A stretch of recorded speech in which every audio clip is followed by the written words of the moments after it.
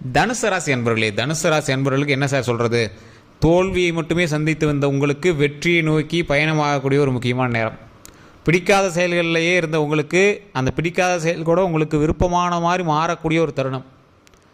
திருமணமாகாதவங்களுக்கு திருமணமாக இருக்கும், குழந்தை இல்லாதவங்களுக்கு குழந்தை பேர் கிடைத்திருக்கும். அப்படி கிடைக்காதவங்களுக்கு இனி வர நாட்களில் பரிசாக சில இன்பங்கள் உங்களுக்கு கிடைக்கும். கையில் ஒரு கிடைக்காத பொம்மையாக நீங்கள் ஒரு சிலர்கிட்ட மாட்டிகிட்டு இருந்திருப்பீங்க. அதாவது கிடைக்கக்கூடாதுன்ட்டு ஒரு பொம்மை கிடைச்சா என்ன ஆகும், அந்த மாதிரி மாட்டிகிட்டு இருந்திருப்பீங்க. சில சிக்கல்கள்லேருந்து மன துன்புலேருந்து நிறையா விஷயங்கள் நீங்கள் லாக் ஆகிருப்பீங்க. அதில் தான் அப்படியே கொஞ்சம் கொஞ்சமாக வெளியே ரிலாக்ஸாக, மைண்ட் ரிலாக்ஸாக, ஃப்ரெஷ்ஷாக வெளியே நீங்கள் உங்களோட வாழ்க்கையை பார்க்கக்கூடிய ஒரு தருணம். உங்களுடைய வாழ்க்கையில் மிகப்பெரிய லட்சியமாக இருக்கக்கூடிய சில விஷயங்களை அச்சீவ் பண்ணக்கூடிய ஒரு நேரம். இனி வரக்கூடிய ஒவ்வொரு நாட்கள்லையும் நீங்கள் இத்தனை நாள் குடும்பத்துக்காகவே போராடினீங்களா? நான் உண்மையே சொல்கிறேன்னா, உங்களுடைய பண்புணர்லாம் பார்க்கும்போது மற்றவங்களை பற்றி நினைக்கவே வேண்டாம் அப்படின்னு சில காலத்தில் நினச்சிருப்பீங்க. ஆனால் உங்களுடைய உள்ளுணர்வு என்ன பண்ணோம், குடும்பத்துக்காக உழைச்சே ஆகணும் அப்படின்னு குடும்பத்துக்காகவே உங்களுடைய லைஃபை சாக்ரிஃபைஸ் பண்ண ஒரு முக்கியமான ராசினா தனுசு ராசி தான். இது உண்மை அப்படின்னா மறக்காம கமெண்ட் செக்ஷனில் அடிங்க. உண்மை, குடும்பத்துக்காகவே சாக்ரிஃபைஸ் பண்ணியிருப்பாங்க. ஆணாக இருந்தாலும் சரி, பெண்ணாக இருந்தாலும் சரி, தந்தையாருக்கும் சரி, தாய்க்கும் சரி, சகோதர சகோதரிகளுக்கும் சரி, எல்லாத்தையுமே எங்களுக்கு குடும்பத்துக்காகவே எங்கள் லைஃப் சாக்ரிஃபைஸ் பண்ணியிருப்பாங்க. ஆனால் குடும்பம் இவங்களை எப்படி எடுத்துக்கிச்சு, எங்களுக்கு ஏதோ ஒன்று செஞ்சு வச்சா சரி, எங்களுக்கு ஏதோ ஒன்று பண்ணி வச்சா சரி அப்படிங்கிற ரேஞ்சில் தான் இருந்திருக்கும். இருந்தும் அவர்களை கைவிடாமல் உங்களுடைய உழைப்பினாலும் உங்களுடைய மிகப்பெரிய ஒரு சக்தியினாலும் அவர்களை முன்னேற்றி வரக்கூடிய ஒரு காலகட்டமாக கடந்த காலகட்டங்கள் நடந்தது. ஆனால் இனி உங்களுக்கு எப்படி இருக்க போகுது, இதுதான் இந்த வீடியோவில் முழுசாக சொல்ல போகிறோம். இதை நீங்கள் தனிப்படையான ஜாதகம் பார்க்கணும் அப்படின்னா கீழே ஃபோன் நம்பர் கொடுத்துருங்க. எந்த சந்தேகங்கள் இருந்தாலும் ஃபோன் பண்ணி நீங்கள் கேட்டுக்கலாம். உங்களுக்கு எந்த ப்ராப்ளமாக இருந்தாலும் சொல்லி நீங்கள் கேட்டுக்கலாம். நிறைய பேருக்கு ஒரு விஷயம் புரியறதில்ல. சார், இப்போ நம்ம வீடியோலேயே பார்த்துட்டோமே என்ன அப்படின்னா, தனுசு ராசிக்கெலாம் பாதி பேர் நீங்கள் சொன்னதெல்லாம் நடக்கலை சார், ஏன் நடக்கலை அப்படின்லாம் நிறையா பேர் சொல்லுவீங்க. பாதி தான் நடந்திருக்கு அப்படிம்பீங்க. காரணம் என்ன? தனுசு ராசிங்கிறது வெறும் ராசி மட்டும் கிடையாதுங்க. உள்ள லக்கினம்னு இருக்குது, தசாபுத்தின்னு இருக்குது, நட்சத்திரங்கள் இருக்குது, நிறைய விஷயங்கள் உள்ளே இருக்குது. அதெல்லாம் ஒவ்வொன்றா அப்படியே ஸ்டெப் பை ஸ்டெப் வர தான் பார்த்திங்கன்னா என்ன உங்களுக்கு நடக்க போகுது அப்படிங்கிறது நம்ம கிளியராக சொல்ல முடியும். அதனால தான் தனிப்படையான ஜாதகம் பார்த்துக்கணும் அப்படின்னு சொல்கிறது. நிறைய பேருக்கு இன்னொரு விஷயமும் தெரியறதில்ல. தனிப்படையான ஜாதகம் பார்த்து சார் நல்லா தான் இருக்குது, ஆனால் ஏன் கொஞ்சம் அது இதுன்னு பண்ணுதுன்னு தெரியல அப்படின்னா, உங்களுடைய கூட இருக்கிறவங்களோட ஜாதகத்தை பார்க்கணும். உங்களுக்கு குழந்தை பிறந்திருக்கா, குழந்தையோட ஜாதகத்தை பாருங்கள். கல்யாணம் ஆயிருக்கா, திருமணமானவங்க உங்களோட மனைவியோட ஜாதகத்தை பாருங்கள். சார், உங்களுடைய ஃபேமிலியில் ஒருத்தருக்கு குழந்தை பிறந்தா கூட உங்களுடைய ஜாதகத்தை ஒரு டைம் நீங்கள் போய் பார்க்கணும் தெரியுமா? அந்த குழந்தையினுடைய ஜாதகத்தையும் பார்க்கணும், உங்களுடைய ஜாதகத்தையும் பார்க்கணும். அந்த அளவுக்கு இருக்குது. உங்களுடைய சகோதர சகோதரி குழந்தை பிறந்தாலும் சரி, யாருக்கு குழந்தை பிறந்தாலும் சரி, அதனுடைய தாக்கம் உங்களுடைய ஜாதகத்தில் ஈடுபடுறதுக்கான வாய்ப்புகள் இருக்குது. அதோடைய வீரியம் அதிகமாக இருக்கும் பட்சத்தில் அதோடைய பவர் உங்களுடைய ஜாதகத்தை கொஞ்சம் ஓரளவுக்கு ஷேக் பண்ணுறதுக்கான வாய்ப்புகள் இருக்குது. இதனால தான் அடிக்கடி தனிப்படையான ஜோதிடம் பார்க்கணும் அப்படிங்கிறது. அது மட்டும் இல்லாமல் இந்த தனுசு ராசியை பொறுத்த வரைக்கும் நீங்கள் குடும்பத்துக்காகவே வாழ்ந்தீங்க. அதனால் குடும்பம் உங்களுடைய புத்தகத்தில் அட்டை மாதிரி. அந்த குடும்பம் வெளியே எடுக்க முடியாது. அந்த புத்தகம் அட்டை கழிச்சுட்டிங்கன்னா இது என்ன புத்தகம்னே தெரிய தூக்கி போட்டுருவாங்க. அந்த மாதிரி உங்களுக்கு அந்த குடும்பம். ஆனால் உங்களுடைய குடும்பத்துக்கு விட்டு நீங்கள் வெளியும் சில ஆட்கள் இருந்திருப்பீங்க. தனுசு ராசியை பொறுத்த வரைக்கும் உங்களுடைய வருமானத்தில் குடும்பம் ரன் ஆகிட்டு இருக்கும். குடும்பத்துக்காகவே நீங்கள் போய் வாழ்ந்துட்டு இருப்பீங்க. உங்கள் லைஃப் நீங்கள் எதுக்கு வாழ்றீங்கன்னே தெரியாமல் வெறும் பணம் சம்பாதிச்சு போட்டுகிட்டே இருப்பீங்க. இப்படி தான் இருப்பீங்க. ஆனால் உங்களுக்குன்னு உங்களுடைய பேக்கப்னு நீங்கள் பெருசாக சேவிங்ஸ்லாம் பண்ணியிருக்க மாட்டீங்க. இந்த தனுசு ராசியில் சில முக்கியமான நட்சத்திரங்கள் அவங்களுக்கு அப்படியே பேக்கப் ரெடி பண்ணிவிட்டு, குடும்பத்துக்கும் ரெடி பண்ணிவிட்டு, குறிப்பிட்ட காலகட்டங்களில் அவங்களோட சந்தோஷத்தையும் பார்த்துட்டு மூவ் ஆகிட்டு இருக்கக்கூடிய சில ராசிகளும் இருக்குது. சில ஜாதகக்காரர்களும் இருக்காங்க.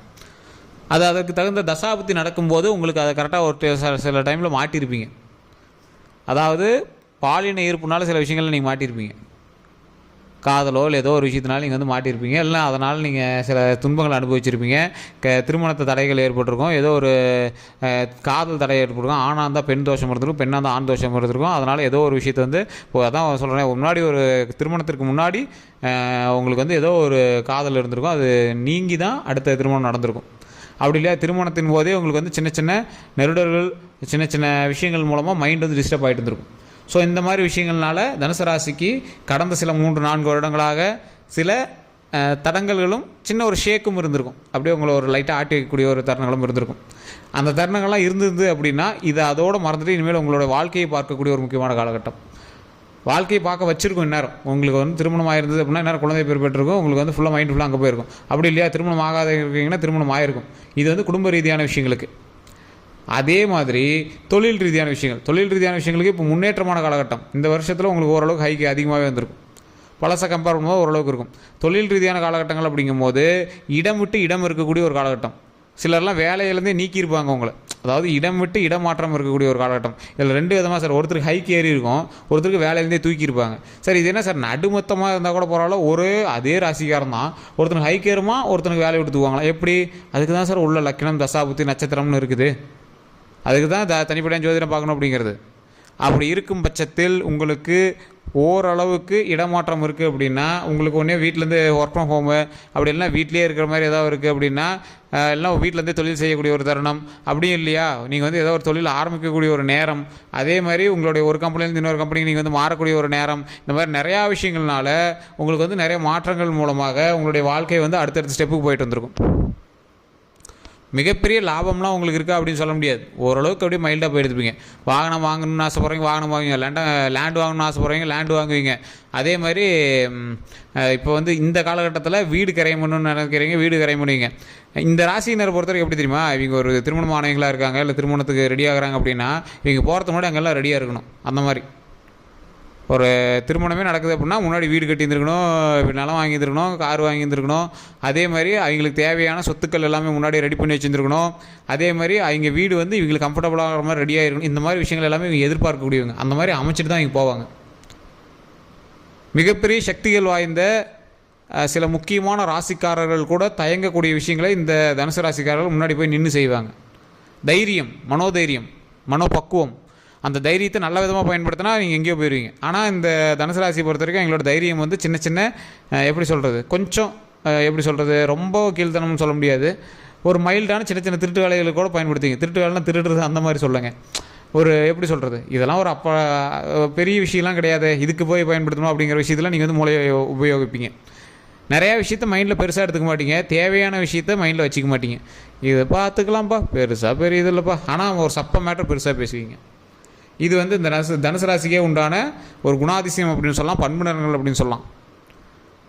உங்களுடைய வாழ்க்கையை நீங்கள் சரிவர பார்த்தால் போதுமானது. இல்லை சார் நான் அப்படி தான் சார் இருக்கேன் அப்படின்னா, சரியாக இனி வரக்கூடிய காலங்களில் அதையும் சரியாக பார்த்து கொள்வது மிக நல்லது. இந்த ராசிக்காரர்கள், அதாவது இந்த தனுசு ராசிக்காரர்கள் தற்போதைய நிலைமையில் முருகர் வழிபாடு ரொம்ப அவசியம். இதுக்கு முன்னாடி குலதெய்வ வழிபாடு கண்டிப்பாக அவசியம்.